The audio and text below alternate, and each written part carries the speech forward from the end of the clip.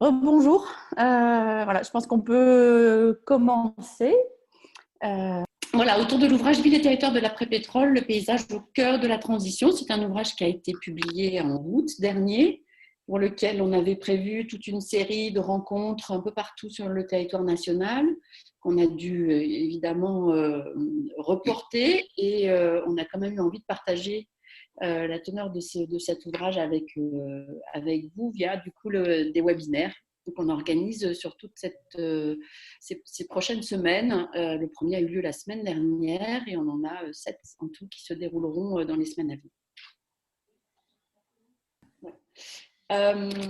Voilà, le collectif, un mot sur le collectif. Donc, c'est le collectif Paysage après pétrole est né un peu, a commencé à. C'est des rencontres depuis 2012 et puis s'est constitué en association en 2015. C'est aujourd'hui 60 personnes réunies autour de cette thématique des paysages de l'après-pétrole, qui sont la particularité, ce sont des individus et non des structures. Donc les gens Nous sommes 60 membres dans le collectif, tous à titre personnel. Et nous sommes des professionnels des questions de l'aménagement du territoire et du paysage, mais avec des disciplines assez variées, donc pas que des paysagistes, mais aussi des architectes, des urbanistes, des sociologues, plus largement des agronomes, d'autres ingénieurs. Depuis 2016, on écrit en fait un article par mois que vous recevez sans doute, qu'on appelle le Signé Pape. Ils sont principalement écrits par des membres du collectif Pape, mais de temps en temps par des personnes extérieures dont on connaît les points de vue et les compétences et qu'on invite à rédiger un article. Et donc c'est à l'issue de c'est au bout d'une quarantaine d'articles Signé Pape qu'on a eu cette idée de compiler en un ouvrage, d'organiser un ouvrage qui puisse réunir un peu tous ces articles. Donc, c'est l'ouvrage Ville et territoire de l'après-pétrole et qu'on aurait voulu en fait présenter au fil de plusieurs événements en librairie, etc., un peu partout en France. Et vu le contexte, on vous propose donc ces 7 webinaires dont parlait Laurence. C'est Sébastien Georgis qui va animer cette séance d'échange autour des paysages habités, de la campagne à la ville, qui est un des chapitres de l'ouvrage en question. On vous propose de poser vos questions au fil des interventions dans le chat. Et... C'est parti. Alors, attention à bien couper vos micros pour pas faire de... Vous avez l'habitude, je pense, maintenant. Bien. Bonjour. Sébastien. Bonjour à tous, Sébastien Georgis. Je vais rapidement présenter les 3 intervenants de ce matin sur cette question des paysages habités. Je voudrais juste avoir une pensée pour Philippe Jacotet, le poète, notre voisin de Grignan, qui nous a quittés hier, qui a été un de mes maîtres en paysage. Voilà. Si vous ne connaissez pas, je vous conseille la poésie de Philippe Jacotet. En termes de paysage, je crois que ça exprime bien tout ce qu'on essaie de faire au paysage de l'après-pétrole.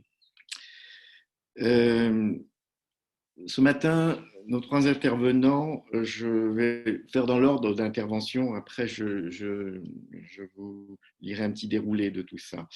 Le premier sera François Tacquart. Vous êtes ingénieur spécialisé en économie et aménagement rural. Vous dirigez depuis 82 le cabinet DAT Conseil, vous pourrez nous en dire un mot, dans le Haut-Rhin, spécialisé dans les études, animation, montage de projets dans le domaine du développement local, de l'aménagement, de l'urbanisme rural, du tourisme et des paysages. Vous exercez par ailleurs, vous avez exercé de nombreux mandats d'élus, ce qui vous donne un autre regard, enfin vous en direz 2 mots, mais vous avez été conseiller départemental et vice-président de l'association du Massif Vosgien, président de la communauté de communes de la vallée de Saint-Amarin, ce qui vous donne un regard également différent sur ces paysages. Dès qu'on change de place, on ne les voit plus pareils, comme nous le savons tous. Armelle Lagadelle et Mathilde Kempf, vous êtes toutes les 2 architectes des PLG, urbanistes, auteurs et illustratrices, et vous collaborez depuis 20 ans pour diffuser une culture de l'architecture, du paysage et de l'urbanisme. Vous menez des travaux de recherche sur le paysage et les transitions écologiques. Vous réalisez des études urbaines, accompagnez les territoires dans leurs projets. Vous vous adressez aussi bien à un public d'élus et de chargés de mission dans les territoires qu'au grand public. Vous intervenez en France, en Belgique essentiellement, auprès de structures publiques et d'intérêt général. Et enfin, moi-même, je suis architecte, paysagiste et urbaniste, paysagiste conseil de l'État, en poste actuellement à Paris. Je travaille sur la notion de paysage urbain, on y reviendra. Je suis membre du Conseil scientifique international de l'ICOMOS Cultural Landscape, coprésident d'Envirobat, bâtiments et quartiers méditerranéens à Marseille, qui sont des démarches d'accompagnement des collectivités sur des projets urbains.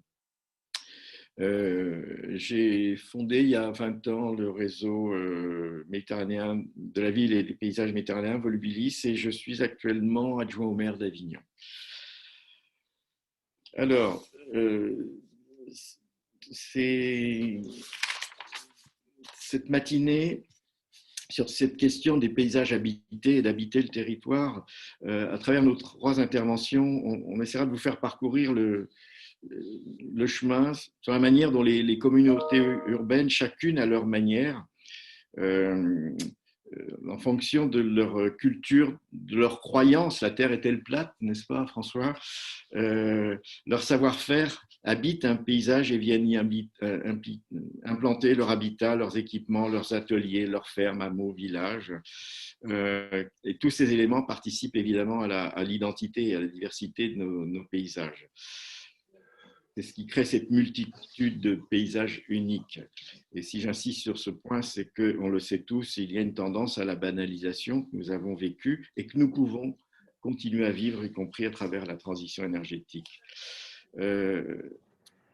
Comment également l'ère de l'énergie surabondante et bon marché, celle du charbon et du pétrole, a bouleversé brutalement dans la seconde partie du XXe siècle toutes ces manières intelligentes, sensibles, économes d'habiter les paysages, par la généralisation des mobilités par la voiture individuelle et la disparition du principe d'économie des ressources.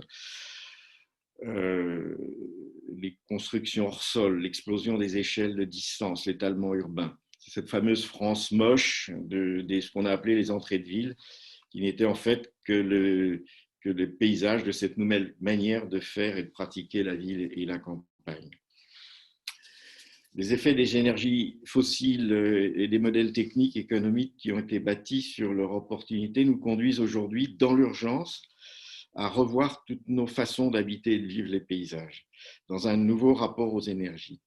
Une réponse strictement technico-économique nous conduirait dans une nouvelle urgence au même désastre en termes de banalisation des paysages et de perte de sens, de confort, qui répond notamment à notre besoin de beauté et d'identité de nos paysages vécus en adoptant d'un bout à l'autre de la planète les mêmes réponses aux mêmes enjeux planétaires. Je reviendrai sur ces questions-là parce que nous sommes en plein dedans aujourd'hui. On répond de la même façon, quelle que soit la ville de France, quelle que soit la ville du monde, avec les mêmes réflexes. Et la question du paysage nous met en garde contre cette façon de faire.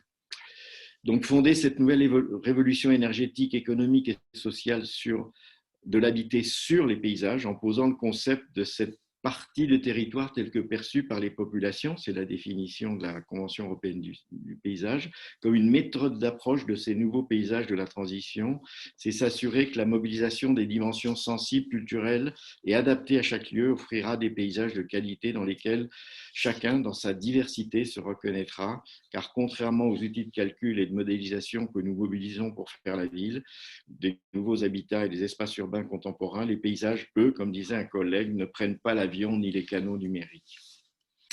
Donc les 3 interventions vont aborder ces questions dans une articulation d'échelle qui ira du grand paysage qu'abordera François Taccard et qui nous montre comment la logique de cette notion de terroir sur laquelle vous insistez a conduit non seulement à la morphologie des paysages et l'identité des paysages tels que nous les connaissons aujourd'hui, mais également à l'implantation, la façon dont on est venu s'y implanter pour y habiter.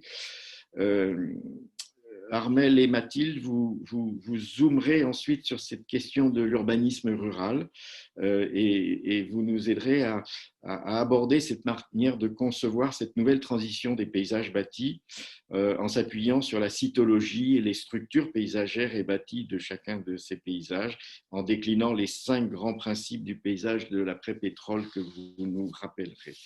Et je terminerai par les paysages urbains, ceux qui sont vécus par 80% des Français et des Européens, et dont les modes d'habiter, de se déplacer, absorbent 80% des énergies produites aujourd'hui et génèrent 75% des gaz à effet de serre, et dont les transformations radicales en cours appellent en urgence, j'insiste, l'appropriation de la notion de paysage urbain et la mise en place de démarches urbanistiques et architecturales qui s'y inscrivent. Voilà, François, je vous passe la parole maintenant pour aborder cette première échelle du sujet de ce matin. Merci. D'accord. Voilà. Allez, partager. Voilà, bonjour à tous. Est-ce que tout le monde m'entend bien? Oui. Est-ce que tout le monde m'entend bien? Oui. Est-ce que vous voyez mon diaporama? Oui, oui, très bien. Oui, d'accord. Donc, effectivement, mon sujet, c'est de parler de la formation des paysages ruraux et puis du fait qu'on observe aujourd'hui qu'on ne s'en occupe plus de cette formation, avec un premier croquis tout simple qui dit simplement la chose suivante. Dans tous les espaces ruraux d'Europe et du monde d'ailleurs, qu'ils soient, ce n'est pas pareil d'être en fond de vallée humide que d'être en sommet de collines sèches. Ce n'est pas pareil d'être sur des pentes moyennes que sur des plateaux plats totalement stériles. Et tout ça donne des productivités agricoles différentes pour différentes spéculations. Et depuis que l'agriculture s'est installée d'abord au Moyen-Orient et puis après dans tout le reste de la planète, les communautés agraires rurales n'ont pas utilisé de la même façon tous ces terroirs. Et d'ailleurs, ce petit croquis qui a été fait par un pédologue vers 1960, qui analysait dans le bassin crayeux de Caux, si vous voulez, l'occupation du sol, il met bien en évidence qu'on met des prairies permanentes toujours dans les fonds de vallées humides, qu'on met toujours des cultures dans les bas de pente ou sur les basses terrasses parce que c'est là que les éléments minéraux descendent, migrent vers le bas et c'est là que c'est toujours le plus fertile, qu'on met sur les hautes collines des pelouses et des pâturages, et on va aussi mettre bien sûr des forêts parce que c'est des terrains beaucoup moins productifs, et sur les plateaux, suivant la composition du sol, bien sûr, on mettra soit de la forêt, soit des zones de culture, etc. Et donc, comprendre le paysage rural d'aujourd'hui, c'est d'abord remonter dans l'histoire, puisqu'effectivement, cette connaissance s'affaiblit. Je pense qu'on a perdu la culture française du rural, portée par exemple par quelqu'un comme Mark Bullock, pour arriver dans une culture anglo-saxonne, on le verra après par la suite, enfin plutôt américaine, pour laquelle la terre est plate, quelle qu'elle soit, on passe les mêmes tracteurs partout, les mêmes engrais partout, etc. Alors, quelques exemples. Dans mon village, moi j'habite dans ce petit village-là, effectivement, en fonction de la géologie, de l'exposition, de la pente et de l'altitude, des écosystèmes différents se sont installés avant que l'homme ne soit là. Les terroirs préexistent à l'homme. Les terroirs, c'est la capacité d'une terre à donner une production végétale. Et bien sûr, suivant les stations climatiques, c'est très différent. Et dans mon village, par exemple, il y a 6 à 7 terroirs spontanés naturels avant même que l'homme ne soit là. Et ces terroirs existent toujours. L'homme a beau transformer, on a beau mettre une culture intensive en pente forte, ça ne marche pas très bien. Et un jour ou l'autre, ça va revenir à son terroir normal. De la même façon que de drainer des fonds de vallée humides, ce qu'on fait couramment dans toute l'Europe, on l'a fait massivement depuis 70 ans, n'empêche pas que ces terrains sont potentiellement humides dès que le drainage se bouche et dès que l'activité humaine s'affaisse un peu. Alors, bien sûr, dans ma commune, jusqu'en 1910, toute l'Europe, en fait, comme on vivait de la terre et comme les communautés avaient appris de leurs erreurs, on a occupé de façon rationnelle les différents terroirs. Par exemple, dans mon village, est-ce que vous voyez ma souris là? Peut-être pas là. Dans le fond de vallée humide, on a des prairies permanentes. Sur les premières terrasses, des labours. Vous la voyez. Sur les pentes, suivant qu'elles soient sud ou nord, on va avoir des pâturages de printemps ou des pâturages d'été. Sur les versants sud ou nord, on va avoir des forêts sèches, chênées, ou au contraire des forêts humides et très sapinières chez nous. Et puis quand on va monter en montagne, bien sûr, on va trouver d'autres terroirs qui vont générer d'autres types d'exploitation humaine. Et par exemple, dans mon village, on a des haies d'altitude qui permettent de fabriquer du charbon de bois, hein, parce qu'on a exploité bien sûr 100% de la France au 19e siècle, et on a aussi les chaumes d'altitude, etc. Et en fait, c'est avec l'abandon de cette pratique collective, j'ai bien, le mot est collectif, c'est très important si vous voulez, mais aussi soit la mécanisation, soit au contraire l'abandon, que les paysages ont explosé dans les années 60, non seulement chez nous, mais dans toute la France si vous voulez, pour produire des paysages illisibles. Et malheureusement, quand on fait des études paysagères aujourd'hui, on ne s'occupe pas de l'histoire, on regarde ce qu'on voit aujourd'hui. Et on ne détecte pas que ce qu'on voit, c'est une dégradation. Donc on va faire des raisonnements, écoutez, totalement incohérents. C'est vrai pour les projets paysagers souvent, mais c'est même vrai pour les politiques agricoles, par exemple. Alors, dans mon village, dans les années 90, on s'est aperçu que ça n'allait pas, et on a fait un plan paysage pour redonner des logiques de base au paysage, et petit à petit, on y est arrivé, puisqu'effectivement, on a redéfriché une centaine d'hectares, et on a recréé des chaumes, des pâturages de versant sud, des pâturages de versant nord. On a aussi changé l'exploitation forestière pour abandonner toutes les plantations d'épicéas, par exemple, monospécifiques, qui sont en train d'ailleurs de crever aujourd'hui. Hein, et heureusement qu'on a abandonné 1980, mais on a encore beaucoup de plantations des années 60. Et progressivement, on retrouve un paysage de qualité. Mais c'est progressif, 40 ans pour commencer à inverser la situation. Même chose en plaine, là c'est un autre cas de figure.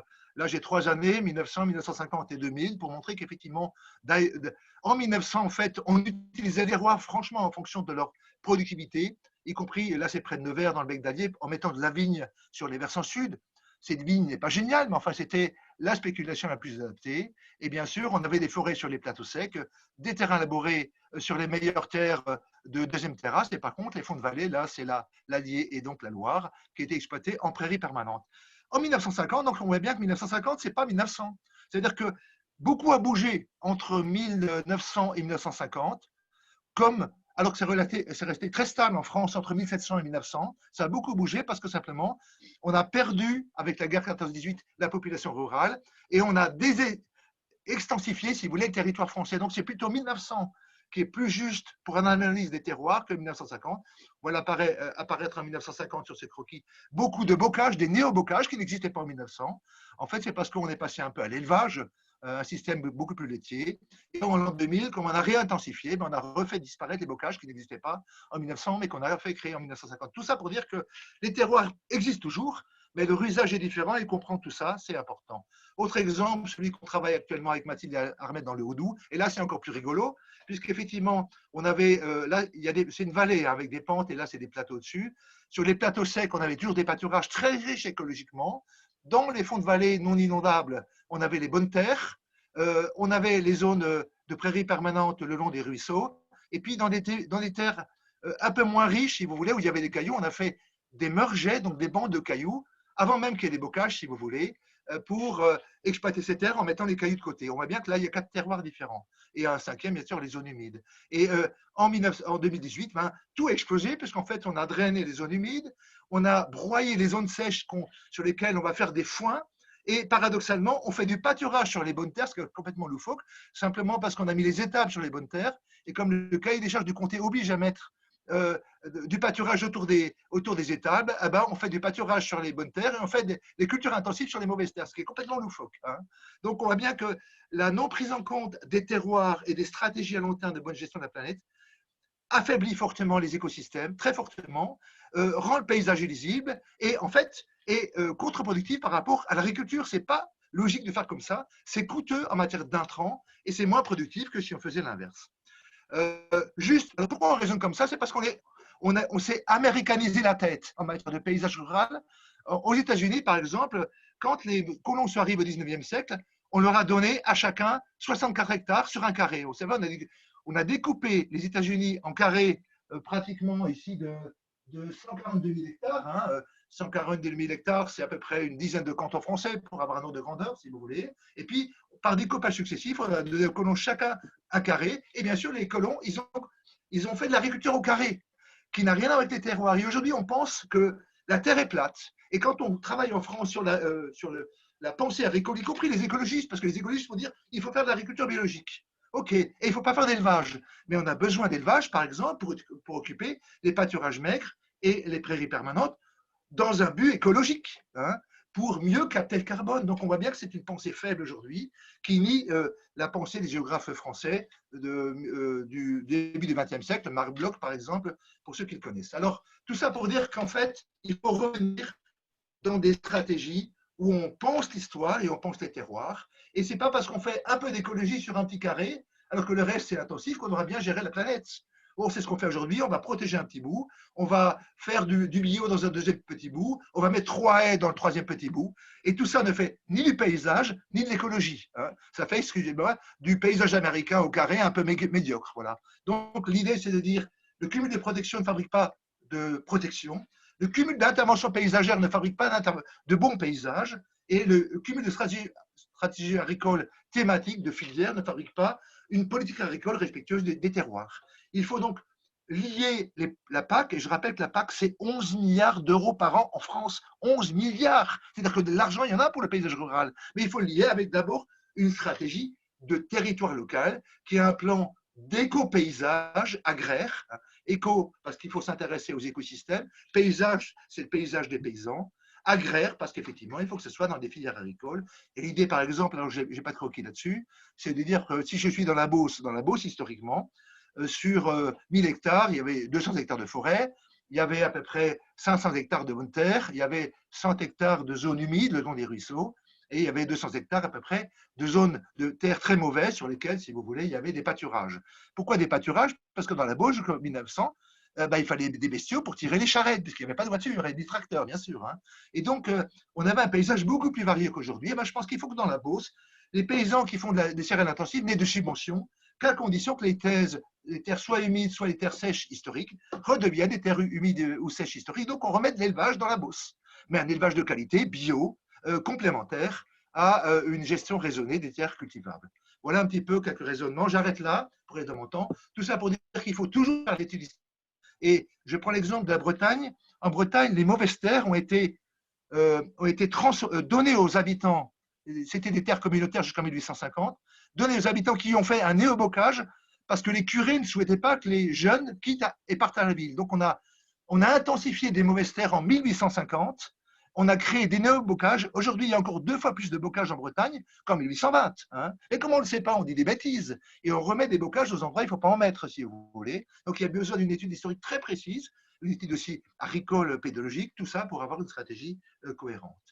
Et enfin, mais c'est le propos de Mathilde Hermès, c'est de rappeler que chaque fois qu'une communauté s'est installée dans un territoire agricole ou forestier, elle crée un village en fonction du système agraire dans lequel elle était insérée. Elle crée aussi une typologie de bâti ancien, une typologie aussi d'urbanisme, si vous voulez, typique de chaque système agraire.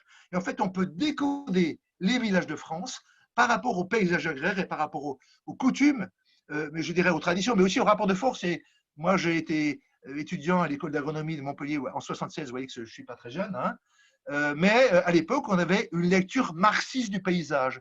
Je vous assure que la lecture du marxiste du paysage reste extrêmement pertinente. Le paysage est le fruit d'évolution sociale, avec des rapports de propriété, des rapports de force et des rapports de production qu'il faut analyser. Et même les villages peuvent être analysés à cet homme-là. J'en arrête là. Et je donne la parole, je crois que c'est Mathilde qui va prendre la parole pour la suite. Alors. Merci François pour ce cadre, la façon dont tu as posé le paysage et de nous faire comprendre que c'est en fonction de cette intelligence du paysage que l'on a toujours choisi les sites où on allait implanter le bâti, le village, le hameau, etc. Que c'est dans cette logique d'ensemble que ces décisions se prennent, dans cette intelligence et cette économie de moyens que nous connaissons. Et c'est à partir de là que Armelle et Mathilde vont développer leurs propos sur cet urbanisme rural qui a lui aussi vécu la transition énergétique du milieu du XXe siècle d'une façon assez douloureuse. Et ça va être votre propos aujourd'hui de voir comment, sur les bases du paysage de l'après-pétrole, cet urbanisme rural peut retrouver un certain nombre de principes que François nous a présentés. Je vous passe la parole. Très bien. Bonjour à tout le monde. Alors, on va commencer en vous lisant juste un tout petit extrait de l'article. Et après, Mathilde enchaînera. Donc, dans les espaces ruraux, l'enracinement dans les paysages est le socle d'une histoire collective qui forme l'assise identitaire des habitants, même s'ils n'ont pas tous, ni spontanément, l'usage de ce mot. Cette proximité avec les écosystèmes, l'attachement à une qualité de vie, le sens du réemploi, l'économie de moyens et la notion de bon sens sont autant de ferments pour penser et agir autrement, dans une logique systémique qui se propre à préserver dans les régions un équilibre de vie entre les hommes et le milieu. Voilà, c'était une petite introduction par rapport à l'article. Mathilde, on ne t'entend pas là. Oui, c'est ça, j'ai réactivé le micro. Voilà, donc on va balayer effectivement rapidement pour présenter l'article sur le thème de l'urbanisme rural. Donc tout d'abord, un petit peu d'où on vient, voilà, un peu l'état des lieux. Alors il y a un mot qu'on aime beaucoup. Un mot qu'on aime beaucoup, c'est le mot cytologie que François a rapidement évoqué. Du coup, je refais une deuxième petite lecture très rapide de cette définition. La cytologie, donc, c'est l'étude des sites et des moyens de les préserver au moment d'y projeter des constructions. Et donc, c'est quand même quelque chose qu'on a un petit peu oublié aussi dans les processus de conception urbaine. Et pourtant, ça me semble tout à fait un bon ferment et quelque chose de très porteur. Alors, le beau village, voilà, le petit clocher. Donc là, rapidement, évidemment, il y a un imaginaire collectif très, très fort autour du mythe du plus beau village qui est utilisé à des fins commerciales, électorales, de toutes sortes. Et voilà. Mais pourtant, quand même, il ne faudrait pas oublier que dans la réalité, c'est un petit peu différent ce qui se passe. Cette image de carte postale est quand même assez rare et avec des altérations très, très importantes et qui se poursuivent. Et pour le moment, on ne voit pas tellement de changements. Alors, on ne va pas rentrer dans les détails, c'est connu, le mitage de l'espace, les lotissements banalisés, les modèles sur catalogue, l'absence de lien avec les structures existantes. Je pense que François, quand il a expliqué le découpage plat à l'américaine, on a exactement, pour l'agriculture, on est exactement dans le même principe sur l'urbanisme, où la terre est plate et on va poser un peu n'importe quoi sans relation avec le territoire et sans tenir compte non plus de l'existant et donc des structures villageoises qui sont en place. Donc ça s'accompagne, alors plein de choses nouvelles viennent s'agréger autour des structures villageoises et les structures villageoises elles-mêmes perdent leur sens, les bâtiments sont détruits, mais on attend même... C'est même des stratégies de développement dans certains villages, de les laisser pourrir sur pied pour dire ça mène à se ruine, il faut absolument le détruire. Et du coup, on peut y construire une petite maison à la place. Et donc, en fait, c'est toute la structure de la rue qui a perdu son sens, sa valeur, sa caractéristique. Et c'est un pas de plus vers la banalisation et on ne sait plus tout à fait où on est. Donc, ce phénomène est aussi évidemment visible dans les espaces publics, qui sont quand même les éléments structurants et qui relient tous les espaces de vie et les espaces bâtis. On peut aller à toutes les échelles aussi. La moindre clôture peut perturber complètement une ambiance villageoise quand on commence à dresser des hauts murs opaques et qu'il n'y a plus cette communication visuelle qui fait partie de la vie collective. Donc voilà. Et aussi un point important, pour faire le lien aussi avec les terroirs, les ceintures de... enfin en tout cas l'occupation de l'espace agronomique, on perd complètement la lisibilité des ceintures de vergers qui traditionnellement entouraient pratiquement tous les villages de France aussi et qui donnaient une lecture très claire dans le paysage. Alors malheureusement, il y a eu plusieurs lois qui évidemment ces constats sont quand même très partagés depuis longtemps et plusieurs lois essayent d'améliorer les méthodes et les projets.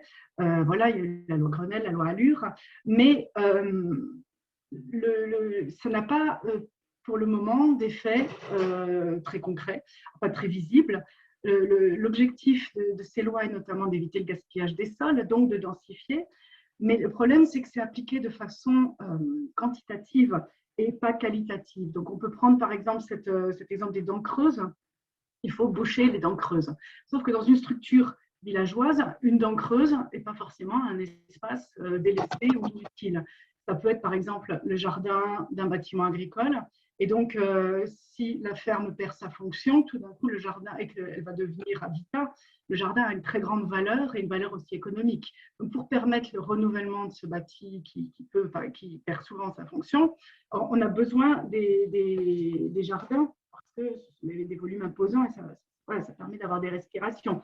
Donc, du coup, là, c'est pas… Voilà. Les vergers, les fameux que j'évoquais, des fois qui sont aussi dans les trames intravillageoises, on peut se dire, ah ben tiens, c'est une dent creuse, il faut remplir ça.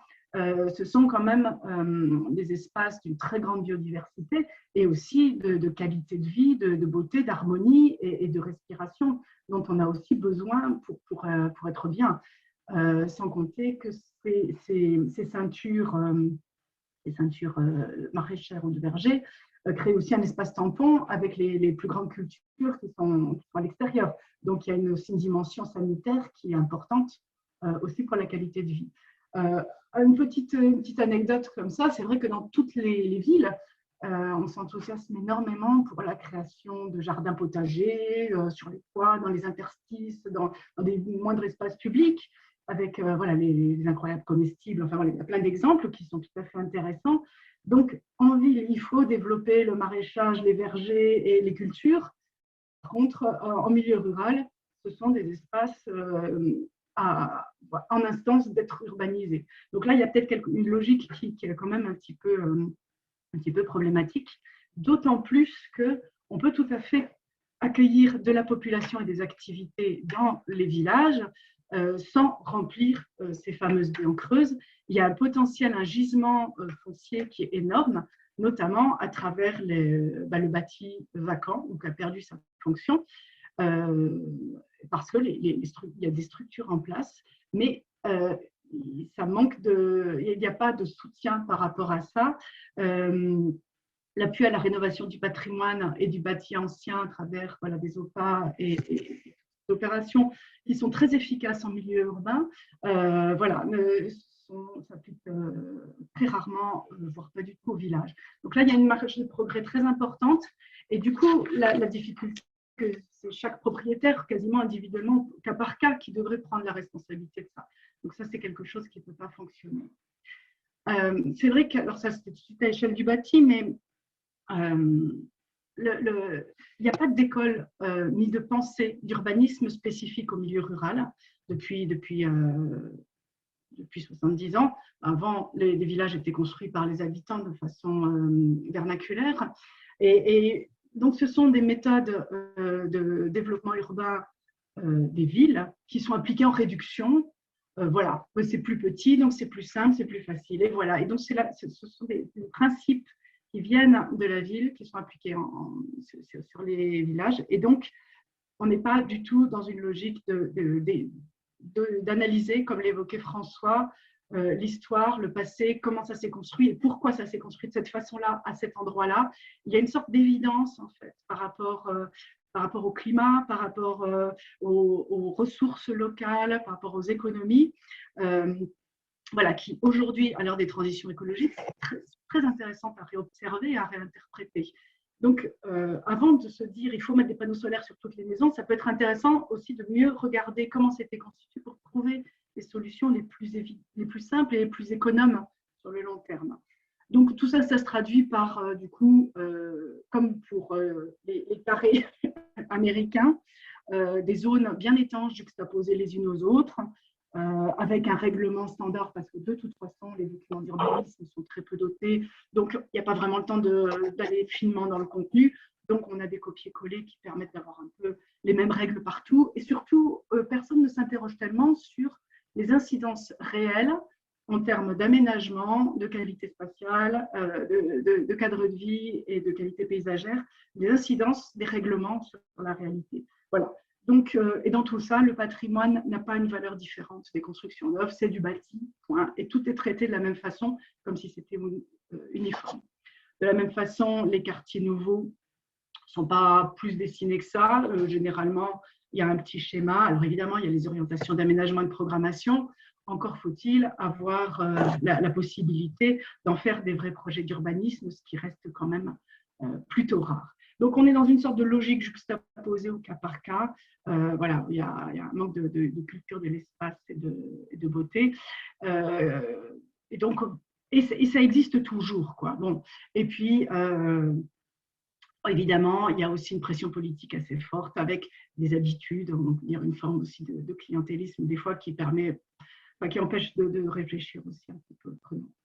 Et voilà, donc c'est très facile de s'affranchir de toutes les contraintes du milieu. Un petit focus rapide sur les potentialités du patrimoine bâti.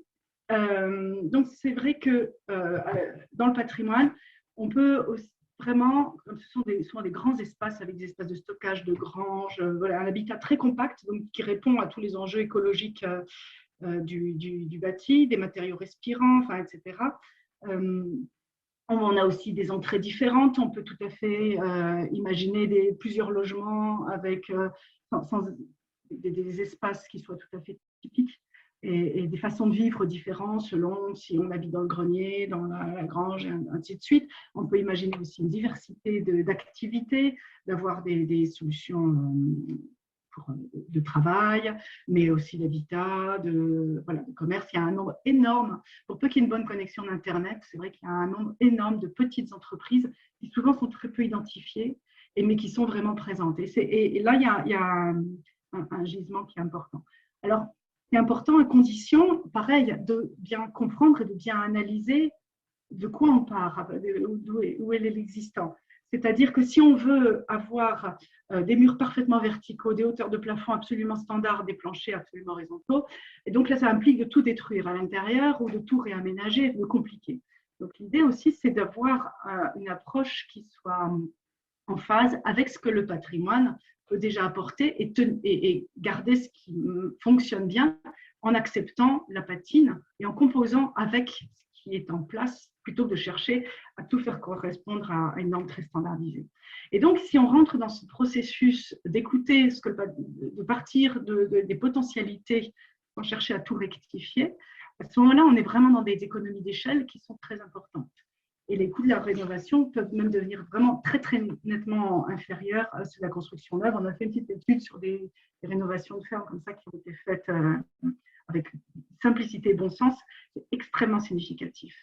Donc, mais là aussi, à condition de ne pas rester seulement sur les volontés individuelles, et de vraiment avoir une politique à l'échelle d'un grand territoire avec un soutien technique, un accompagnement financier et une stratégie politique globale qui permet aussi de valoriser les savoir-faire locaux.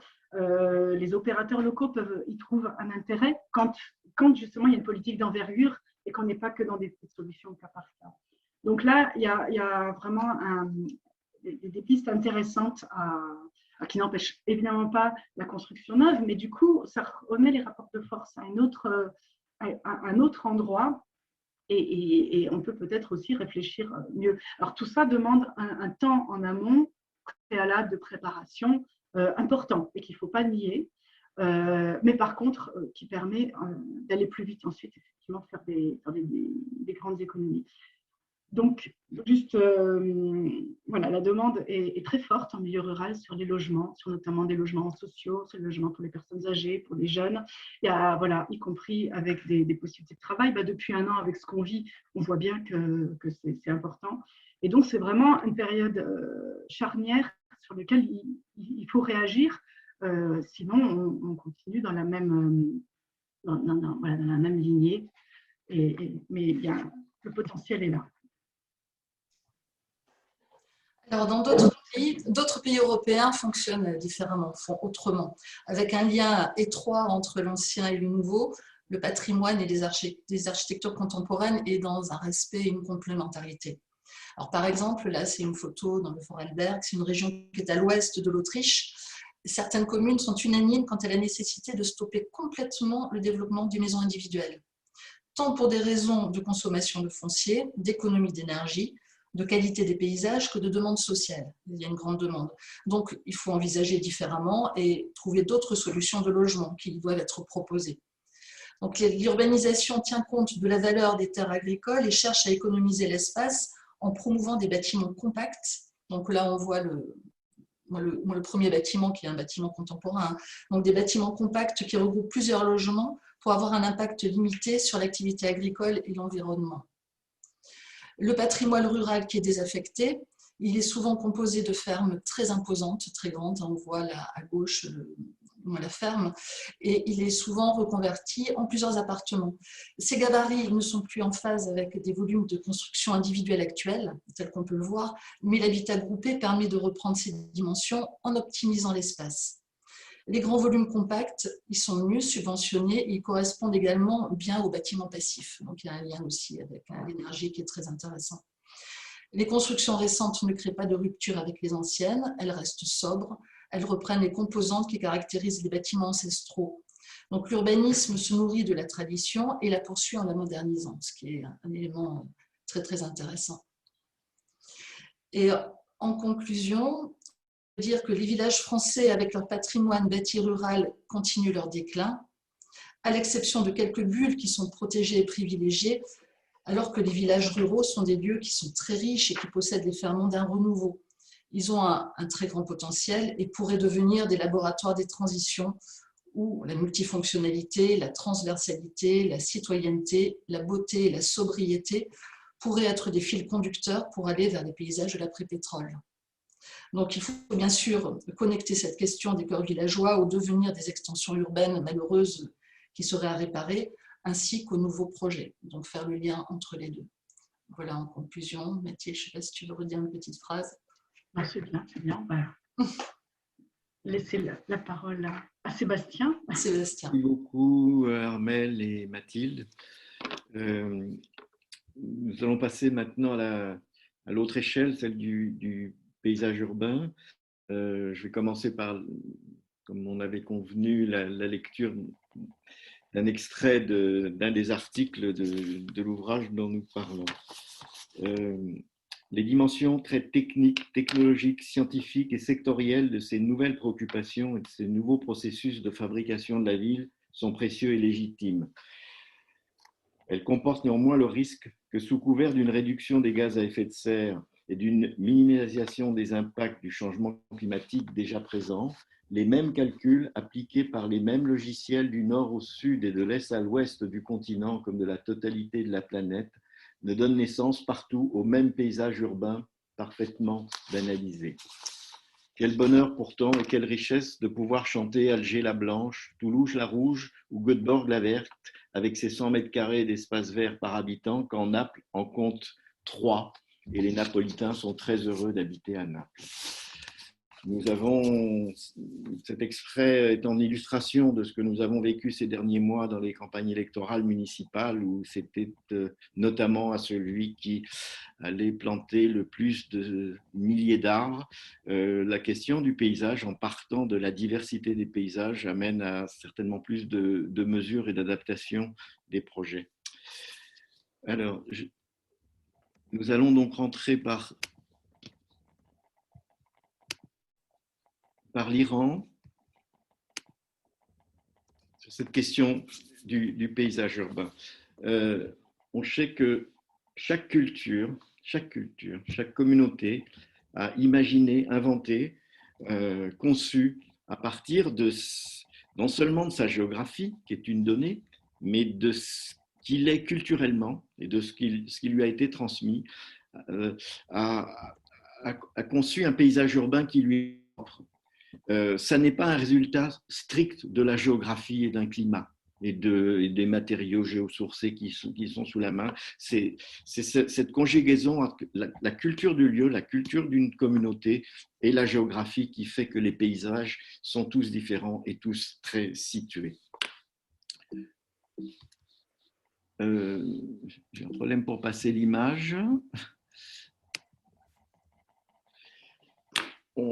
On a vu ce que donnait une autre façon de voir qui est ce rapetissement de la planète avec des moyens de déplacement extrêmement rapides, que ce soit la généralisation de la voiture ou que ce soit les canaux numériques, qui fait que la culture du lieu qui faisait le paysage urbain de chaque ville et de chaque culture a vécu cette banalisation qui fait qu'on a ici l'entrée de ville de Draguignan qui peut être la même à part l'arrière-plan que celle d'Amiens, de La Roche-Migène ou d'Avignon. Hein. Tout ce qu'on a appelé cette France moche, c'est-à-dire qu'on ne s'y reconnaissait plus. Voilà. Il y a eu un véritable choc par rapport à cette nouvelle façon de faire le paysage urbain qui a été à l'origine d'ailleurs des lois de 92, de 95 sur ces questions de paysage.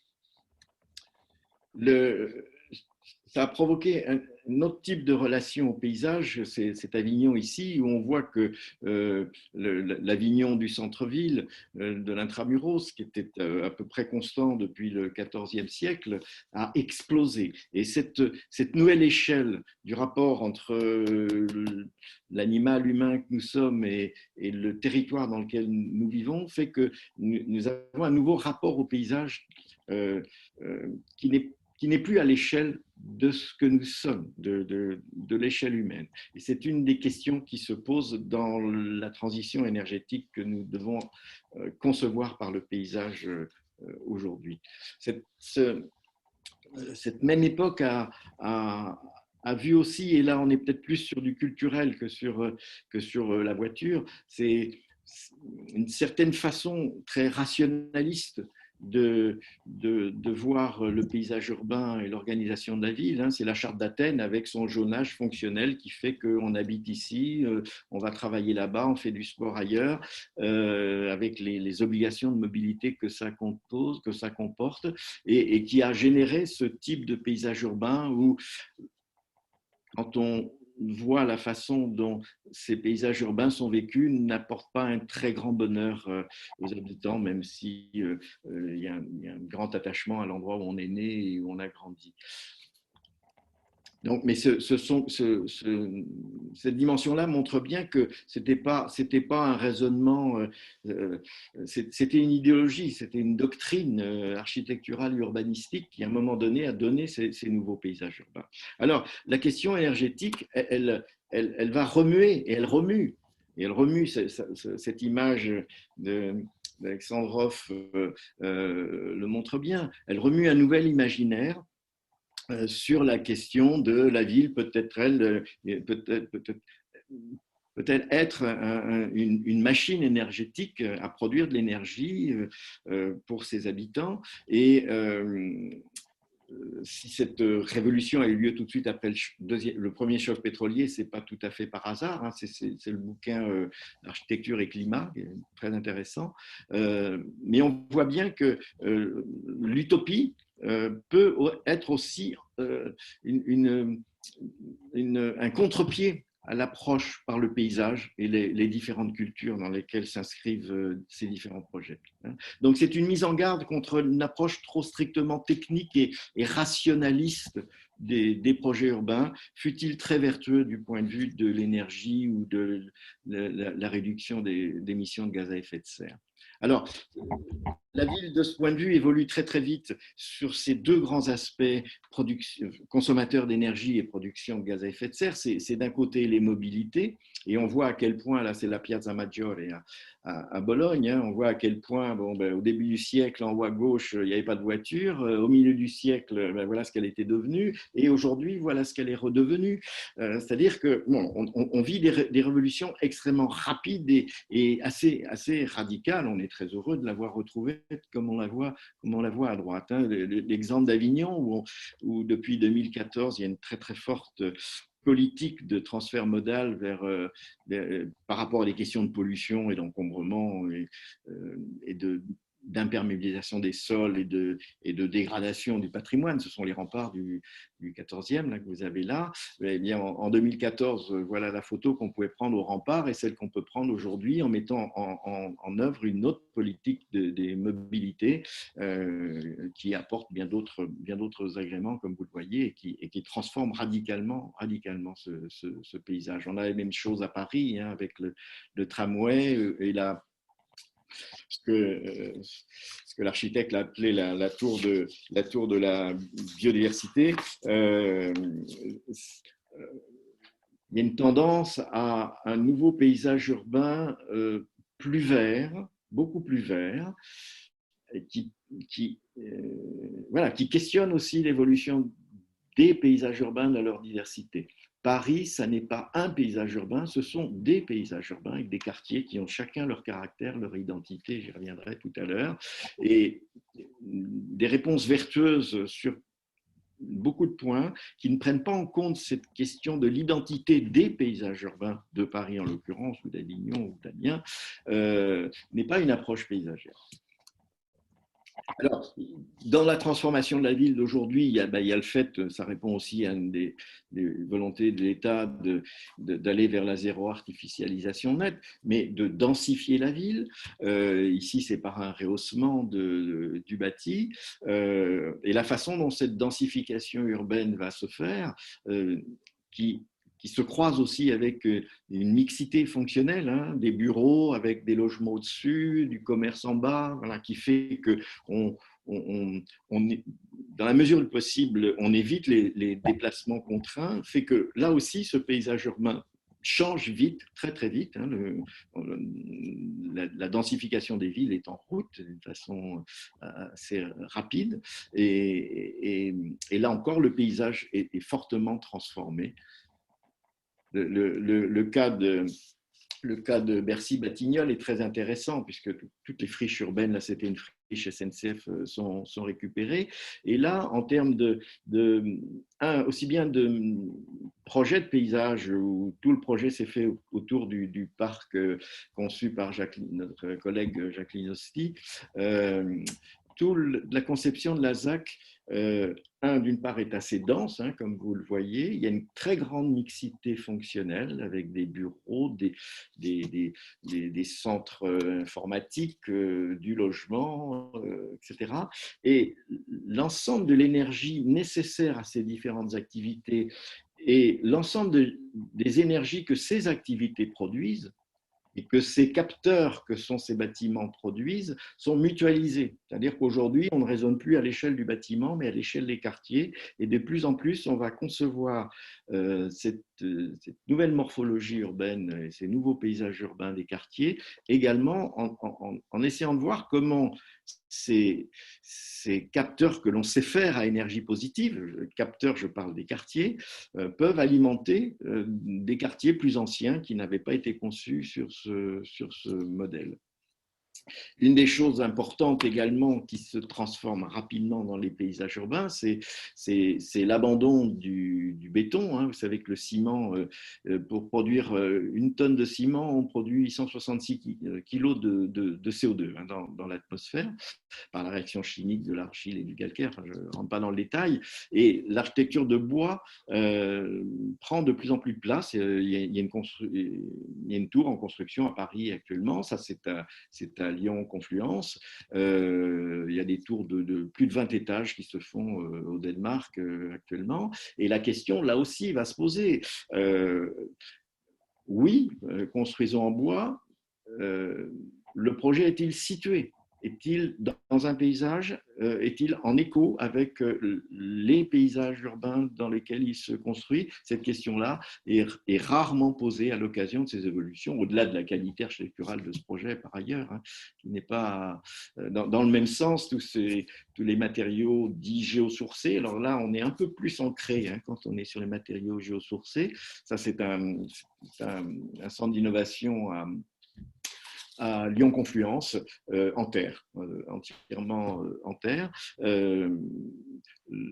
là encore, vous le voyez par rapport au second plan, hein, le paysage urbain est très concerné par l'évolution de ces modes constructifs.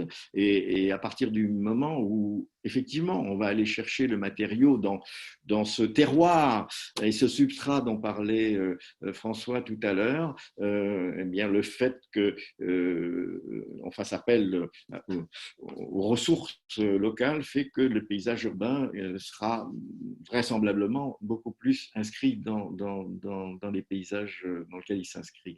D'autres innovations, ça c'est un chantier, alors là c'est une perspective, mais c'est un chantier en cours à Paris où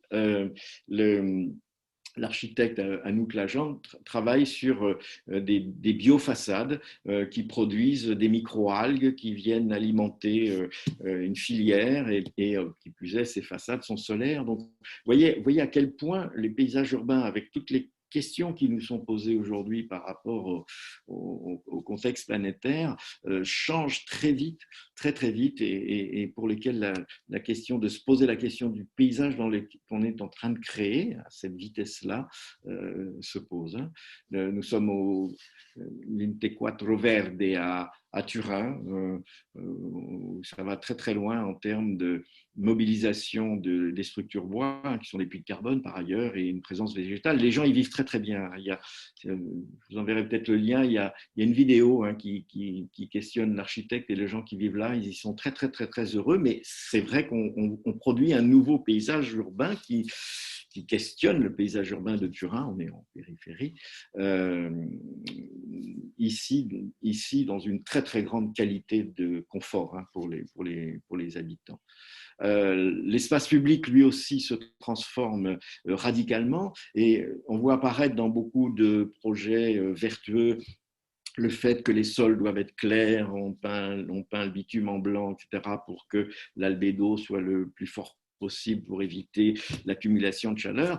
Ici, nous sommes à Rome, nous sommes avec des pavés émanant des collines Colli à côté, c'est de la roche volcanique, elle est noire. Et la question du confort thermique, elle n'est pas apportée par l'albédo, elle est apportée par le fait que tous ces pavés sont posés au sable, et quand il faut refaire un réseau, d'ailleurs, c'est assez facile, et que de ce fait, on a une très grande perméabilité dans les deux sens. C'est-à-dire quand il fait très chaud, ces pavés aspirent par l'humidité du sol et ils rafraîchissent le sol, et quand il pleut très fort, ça pénètre et ça vient nourrir le sol. D'autres types de mobilisation de l'espace public, ici c'est à Montgenèvre, un projet qui a été réalisé depuis, que j'avais réalisé sur le front de neige dont le sol est entièrement en bois, là aussi avec un souci de stockage du CO2, mais le bois ici répondant au paysage de Montgenèvre, qui est un paysage très boisé avec des essences, on a utilisé des essences locales, ça s'étalise sur la Sorgue, sur l'entrée de ville, on avait des parkings des deux côtés, aujourd'hui c'est 4 lignes d'arbres avec des sols perméables, on a des doigts assez forts, un stockage. Bon, voilà. Donc tout ça modifie assez rapidement et assez profondément ces paysages urbains. Là, pour illustrer qu'en diversité d'essences aussi, nous savons aujourd'hui, grâce aux scientifiques, grâce aux travaux de recherche, que certaines essences absorbent plus tel ou tel polluant de l'atmosphère. Il y en a encore beaucoup. Il y a encore beaucoup de voitures dans le paysage urbain et que en fonction des analyses des pollutions de l'air, planter telle ou telle essence peut avoir un Alors, tout ça… Il te reste vraiment peu de temps pour voilà, pour les questions. Voilà, merci. C'est les deux dernières images. Tout ça, aujourd'hui, par rapport à tout ce qu'on entend, tout ce que l'on sait, peut aller jusqu'à certains délires, entre guillemets. Enfin, là, je ne suis pas gentil avec notre collègue Boeri, l'architecte, mais il bosse au verticale, où, par exemple, pour poser autant d'arbres, le bilan carbone sur le béton est absolument délirant. Il faudrait des centaines d'années de captation du carbone par les bois pour compenser le béton qui a été mis en place pour les porter, ou les projets parisiens sur les forêts urbaines, où en plus là on est sur un parking. Donc vous voyez ça, aujourd'hui on part sur des imaginaires qui peuvent être dangereux pour l'évolution du paysage urbain, et je conclus sur Alger la Blanche dont je parlais tout à l'heure, sur le fait que on ne peut pas seulement travailler sur ce que l'on sait scientifiquement et techniquement sur l'évolution du climat et ce qu'on doit apporter comme réponse, mais il faut croiser ça par le paysage et avec le paysage, c'est-à-dire avoir une approche culturelle de toutes ces solutions et de continuer à faire la ville par le paysage. Merci. Merci Sébastien. Alors, on va passer tout de suite aux questions. Donc, pour ceux qui sont pressés, on avait prévu 1 heure, donc là, le temps des questions, certains vont peut-être s'éclipser. Pour ceux qui peuvent rester, tant mieux. Dans le chat, il y a eu pas mal de remarques et quelques questions. Peut-être pour démarrer, Bruno Cagnon qui pose la question de il note une forme de décalage entre à la fois les administrations qui travaillent pas mal en milieu rural sur les questions du paysage, mais pose la question de quelle est la demande sociale de cette question sur le paysage, donc plutôt en milieu rural. Et pour aller un petit peu plus loin, et comme ça ensuite, peut-être François, Mathilde, Armelle pourront répondre aux 2 questions en même temps. Emmanuel Leguet qui pose aussi la question d'une forme de schizophrénie en milieu rural entre ce que les habitants viennent chercher en termes de paysage et la manière dont ils aménagent leur environnement. Donc, Jean-Pierre Thibault aussi note cette question des lisières, des murs de parpaing, du fait qu'on accepte finalement assez peu le végétal dans les jardins, même en milieu rural, etc. Donc, je vais peut-être prendre la parole à ce sujet, parce qu'effectivement, avec Mathilde et Armelle, actuellement, on travaille sur 47 communes, en réalité 60 villages, puisqu'il y a eu des regroupements, sur un plan local d'urbanisme. Et donc, on vient de faire, en particulier, moi, je viens de faire 270 réunions communales, 270, hein, en 1 an et demi, si vous voulez. Et donc, à travers ces réunions communales, on a un petit peu le pouls du territoire. Et 2-3 constats. 1, y compris les maires, 80% de la population des villages ne connaît plus les villages. Ils ne savent pas qu'il y a eu des communaux, ils ne savent pas que les forêts fonctionnent comme ça, ils ne savent pas pourquoi les choses sont comme ça. Ils n'ont aucune culture de leur village ou de leur territoire, soit parce qu'ils sont nouveaux dans ce village, ils sont venus d'ailleurs et puis ils n'ont jamais eu l'occasion d'en discuter avec personne tout simplement, soit même pour ceux qui sont là déjà depuis 30-40 ans, c'est parce que la mémoire s'est perdue maintenant. On est, disons, dans la 3e ou 4e génération après les paysans des paysages, si vous voulez, sur les années 60, et du coup, ils ne savent pas. Donc, 2, dès qu'on leur donne l'information, qu'on dialogue avec eux sur l'histoire de leur territoire, ça les passionne. 3, on va dire une fraction non négligeable, Mathilde Hermel était avec moi, je dirais au moins 50% des ruraux, même des ruraux qui ne sont pas très sensibles au patrimoine, sont intéressés à dire on va faire mieux, plus proche de ce qu'on est nous-mêmes. Donc, en termes d'aménagement de village, même d'aménagement de parcelles, même d'aménagement de jardin, ils sont d'accord avec ça sur le principe. Mais simplement, dans leur tête, il n'y a pas de schéma culturel.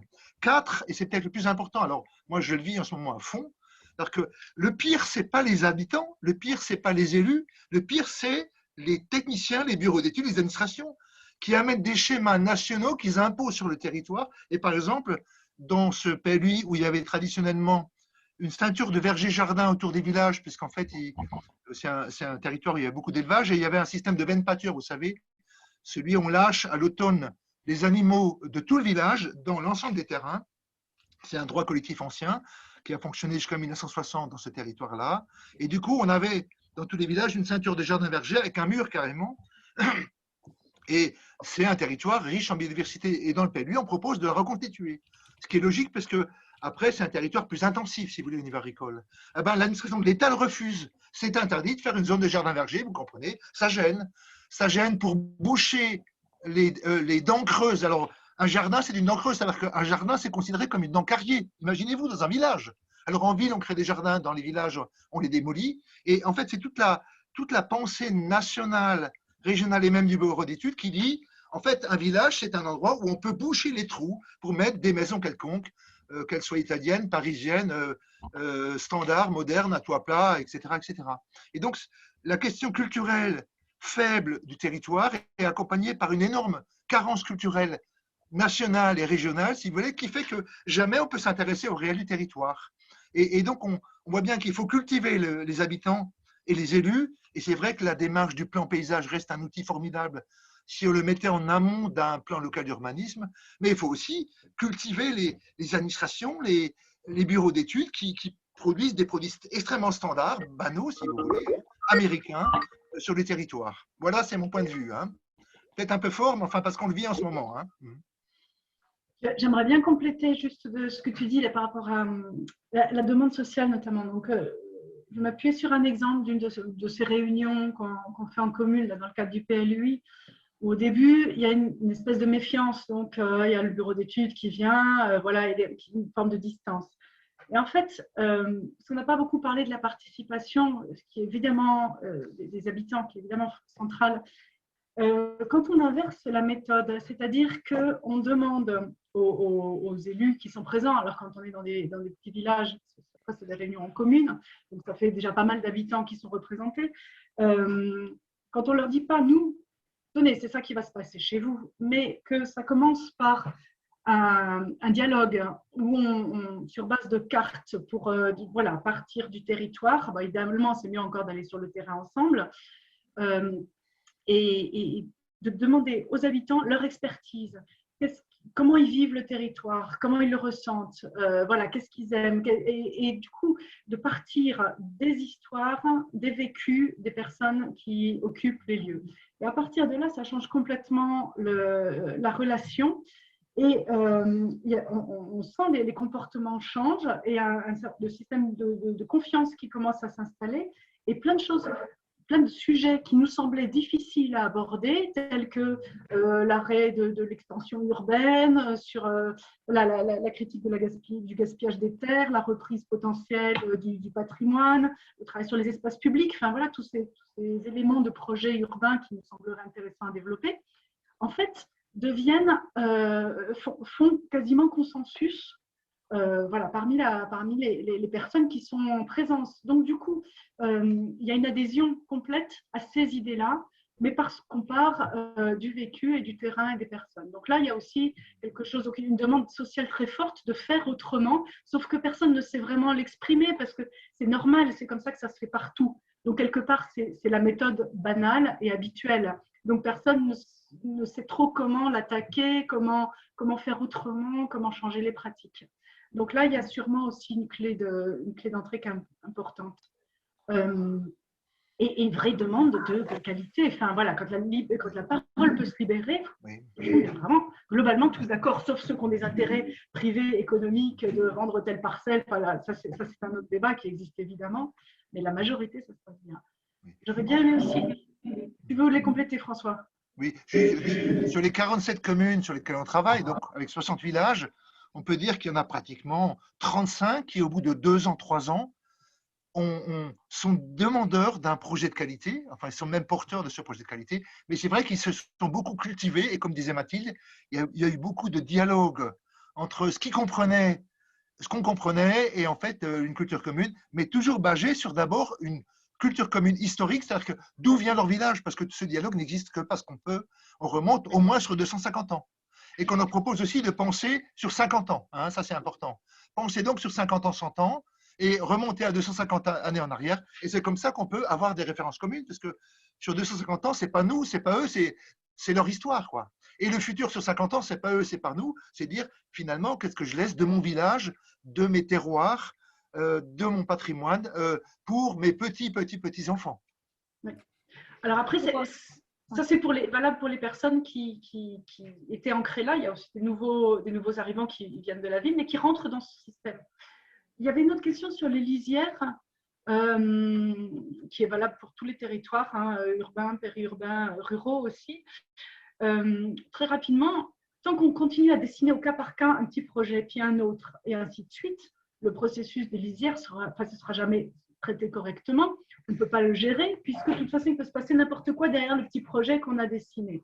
Donc, en fait, ce qu'il faudrait vraiment, c'est avoir un autre regard, une autre méthode, regarder à l'échelle du grand territoire et pas seulement du point de vue du développement urbain, associer les agriculteurs, associer les forestiers, et pas seulement pour les consulter, leur demander leur avis sur le projet d'urbanisme, mais vraiment être dans un partenariat, une co-construction. On revient vers le principe de multifonctionnalité, de transversalité qui font partie des principes du collectif, et dessiner les projets. Si on dessine à l'avance, même si voilà, les intentions, les projets, là on peut maîtriser ce qui va se passer et traiter les lisières correctement en bonne entente. Mais tant qu'on reste sur petite échelle et du cas par cas, ça ne peut pas fonctionner effectivement. Merci Mathilde. Peut-être sur cette question des lisières, pour conclure, Sébastien, sur notamment lisière entre l'urbanisme rural et l'urbanisme urbain. Jean-Pierre posait la question de ces lisières et de ces frontières jamais très heureuses. Est-ce que parmi les collectifs PAP, donc, il y a eu des méthodes ou des recettes pour les requalifier? Et on pourra conclure là-dessus, même s'il y a eu d'autres petites questions, mais qui nous feraient aller trop loin. Voilà. Merci Sébastien de conclure par là. Oui, puis je dirais 2 mots sur la participation aussi qui était dans les questions du chat et qui est un des 5 piliers de la démarche paysage de l'après-pétrole. On n'en a pas parlé ce matin, mais cette question des lisières, elle est très liée à la question de l'explosion des échelles. C'est-à-dire que quand on est à l'échelle humaine, la lisière, on sait ce que c'est. Parce qu'on marche 300 mètres et puis on arrive à une lisière et on passe à autre chose. Quand vous avez la faute aérienne que j'ai montrée d'Avignon, cette notion de lisière, elle n'existe plus. L'habitant urbain, périurbain ne sait plus où sont les limites, ni entre l'urbain et le soi-disant périurbain, qui est de l'urbain, qui est une autre forme d'urbain, ni où commence la campagne, où elle finit. On est un peu dans une organisation territoriale beaucoup moins structurée et beaucoup moins claire qu'elles n'ont pu l'être. Et c'est dans l'urbain, c'est avec ça qu'il va falloir travailler. On ne sait plus où est la lisière et on ne travaille plus avec la lisière. Alors, y a-t-il une lisière du périurbain pour aller dans du vrai rural? Nous sommes tous des urbains culturellement. Un agriculteur aujourd'hui est culturellement urbain également. Voilà. Donc, c'est une question très, très, très intéressante qui se pose différemment aujourd'hui en ville et en campagne, mais qui, pour l'urbain et l'étalement urbain, est une question devenue très complexe. En revanche, on peut travailler sur des limites, des transitions, etc. La participation, là aussi, urbain-rural, ça n'a rien à voir. Rien à voir. Un habitant rural est un citoyen. Voilà. Il sait tout ce qui se fait. Il sait tout ce qui se fait. Il est au courant de tout. On est au courant de tout et on est citoyen et on sait que les choses coûtent de l'argent et qu'il va falloir investir ceci, mais donc on n'investira pas sur là, etc. À Avignon, on a lancé depuis 2014 un grand processus de co-construction sur tous nos projets, la révision du PLUI, les quartiers, l'école, l'espace public, etc. On est 96 000. C'est toujours les 150 mêmes personnes qui sont là. Voilà, ils sont où? Et donc, on a culturellement, et c'est assez français, parce que ce n'est pas le cas en Italie, ce n'est pas le cas en Espagne, ce n'est pas le cas en Suisse, évidemment, etc. Nous, on arrive de plusieurs centaines d'années de centralisation. Il y a 20 ans, la DDE, elle faisait tout. Il n'y avait pas de réunion publique, il n'y avait pas d'information. Elle s'occupait de tout dans les villages, vous vous souvenez, dans les villes. Il va falloir, me semble-t-il, en priorité, nous construire une citoyenneté pour que la participation ait du sens. Sinon on les connaît tous, les 150 qui venaient à Avignon. C'est des gens comme nous, des retraités de la DDE ou je ne sais quoi. Et on était très contents de faire des ateliers, mais les Avignonnais n'étaient pas là, en fait. Voilà. Donc là aussi, il y a un gros travail de méthode à faire et d'aller chercher tout le monde avec les mains. Voilà. Si je me permets, juste, c'est quand même un point important sur la question culture et communauté. Moi, je suis arrivé dans mon village où j'habite en ce moment, il y a 40 ans exactement. Il y a 40 ans, la moitié du village allait à l'église, il y avait une communauté villageoise. L'école communale avait un rôle social extrêmement important dans la relation entre l'institut, le maire et les enfants, par exemple. Il y avait des traditions encore de travaux collectifs ruraux. Et donc, en fait, le village fonctionnait comme un village. Et en 40 ans, tout ça, ça a disparu. La moitié des habitants ne connaissent plus leurs voisins parce que c'est des nouveaux qui sont arrivés. Ils sont sur Facebook, mais jamais dans les animations du village. Et en fait, plus personne ne va à l'église. Les traditions agricoles ont disparu. Et en fait, les gens ne se connaissent pas bien. Donc, c'est clair qu'on ne peut plus gérer le village de la même façon qu'il y a 40 ans. Et la question de la recréation de communautés d'action villageoise, je rappelle que pour les plus anciens, c'était une thématique majeure du développement local dans les années 70-80, reste une question fondamentale. Il n'y a pas de bonne gestion de l'espace rural ou d'urbanisme local s'il n'y a pas de communauté avec un minimum de culture commune.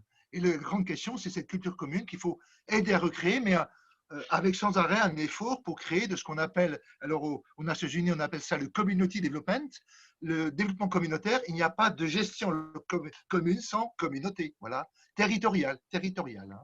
Voilà, c'est déjà. Alors, il y a juste une dame qui demandait est-ce qu'on a des recommandations pour un plan paysage au milieu rural? Alors, je rappelle qu'il y a un groupe de travail urbanisme et éco-paysage porté par PAP, et lui peut-être pourra amener des apports méthodologiques à ce sujet.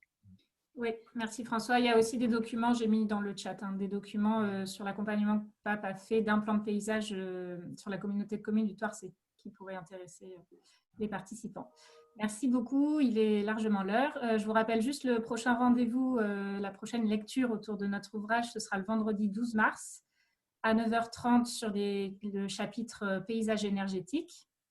Et à 11h30 sur le chapitre, enfin, pas tout à fait un chapitre, mais sur la question des approches territoriales.